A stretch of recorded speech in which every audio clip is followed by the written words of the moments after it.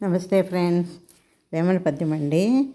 కాని వాని తోడ కలిసి వర్తించిన హాని వచ్చు నెంత వానికైనా తాటి కింద పాలు తాగిన చందము విశ్వదావిరామ వినురవేమ.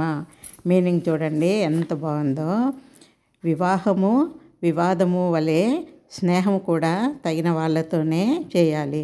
యోగ్యత కలిగిన వాడు యోగ్యత లేని వాడితో కలిసి తిరిగితే ఎప్పటికైనా కీడు తప్పదు. అయోగ్యుడు తన లాభం తాను చూసుకుంటాడు. అందుచేత అవసరమైతే తనతో ఆత్మీయంగా తిరుగుతున్నవాడికైనా అపకారము చేస్తాడు. పైగా అయోగ్యులతో కలిసి తిరుగుతుండడము చూసిన వాళ్ళు వీడు కూడా అయోగ్యుడే అనుకుంటారు.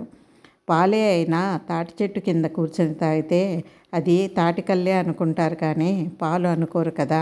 అందుకే దుష్టులతో స్నేహము, వారితో కలిసి తిరగడము పనికిరాదు.